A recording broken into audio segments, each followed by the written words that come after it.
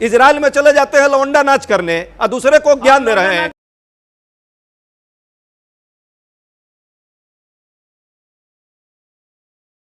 तो दोस्तों, live TV debates में कांग्रेस और भाजपा स्पोकपर्सन में जमकर तू तड़ाक हुआ और बहस इजराइल में लौंडा नाच करने तक पहुंच गई। मोदी जी का मित्र है और देश के लोगों को कितना लाभ हुआ है।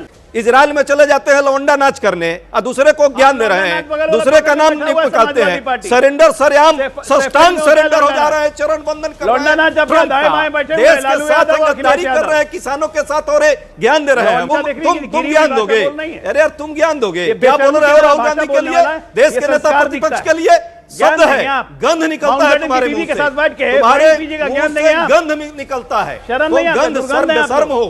तुमसे क्या शर्म आएगी? जो आदमी खुद बेशर्मी करेगा। नेता प्रतिपक्ष को बोलने नहीं दिया तब कोई नहीं यहाँ चिल्लाया, किसी के पेट में दर्द नहीं हुआ, कोई मीडिया हाउस से बड़ा बेशर्म आदमी कोई है नहीं दुनिया में। नेता प्रतिपक्ष बड़ा ज्ञान दे रहे हैं। नेता प्रतिपक्ष आज मिर्ची लगी है, नेता प्रतिपक्ष। दोस्तों, एप्स्टीन फाइल्स का असर शुरू हो चुका है। एप्स्टीन फाइल्स में नाम आने के बाद ब्रिटेन के प्रिंस एंड्रयू को अब उन्हें ऑफिशियल विंडसर रेजिडेंस से बेदखल कर दिया गया है और यह एक्शन किंग चार्ल्स के इशारे पर की गई है। प्रिंस एंड्रयू किंग चार्ल्स के छोटे भाई हैं। पहले तो प्रिंस एंड्रयू से ब्रिटेन में रॉयल टाइटल छीन ली गई थी, साथ ही फैमिली से जुड़ी चैरिटी संस्थाओं से हटा दिया गया।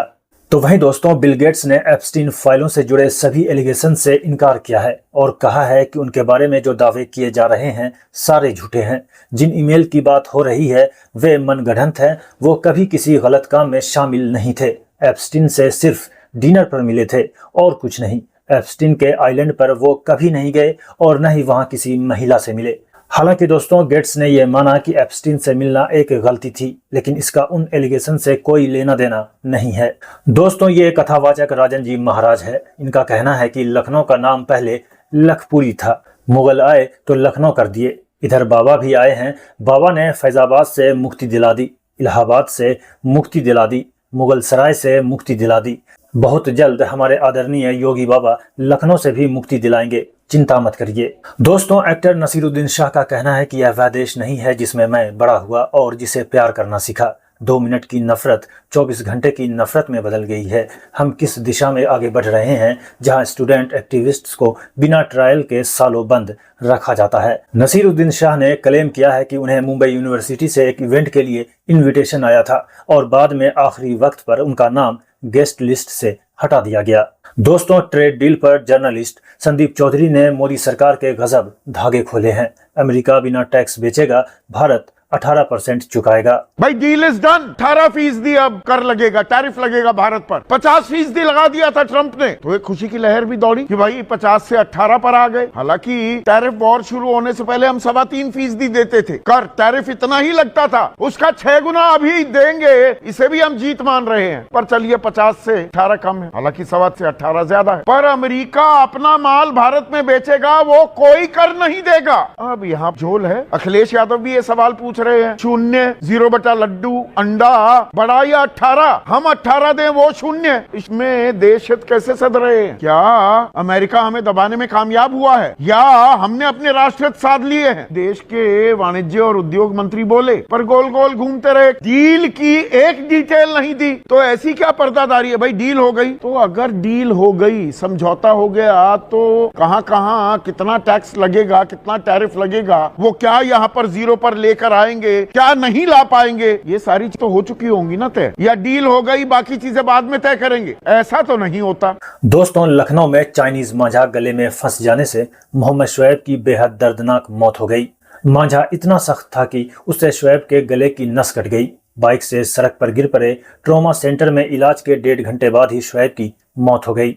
सबसे जरूरी बात यह है कि यूपी में कागजों में चाइनीज मांझा बैन है। दोस्तों, मोहम्मद दीपक ने जो काम किया है उस पर पार्लियामेंट में चर्चा हो रही है। कांग्रेस प्रेसिडेंट मल्लिकार्जुन खड़गे ने दीपक को लेकर क्या कहा है, आप भी देखिए। बीजेपी सरकार ने एक दीपक, जिन्हें अपना नाम मोहम्मद दीपक रख लिया था, एक मुकदमा दर्ज करा दिया, जो सद्भावना की रक्षा के लिए खड़ा हुआ था। जब रक्षक की भक्षक बन जाएगा, रक्षक की भक्षक बने, तो आम आदमी रक्षा कहा आम आदमी को रक्षा कहाँ है? एक आदमी झगड़ा सुलझाने के लिए, उनको जब कुछ समाधान करने के लिए जाते हैं, उसी को आप धमकी देते हो, मारते हो, खत्म करते हो। ये इसका नाम, इसीलिए मैं कहता हूं सहिष्णुता आपके पास नहीं है।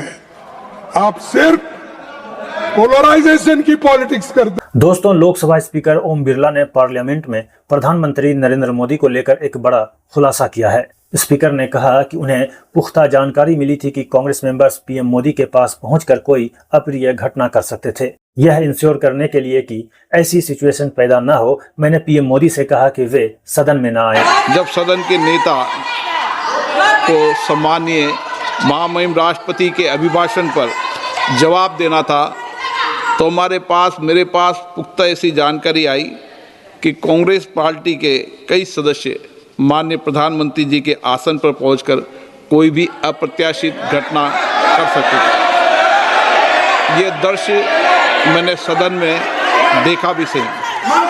अगर ये घटना हो जाती तो ये अत्यंत अप्रिय दृश्य देश के लोकतांत्रिक परंपराओं को तार तार कर देता।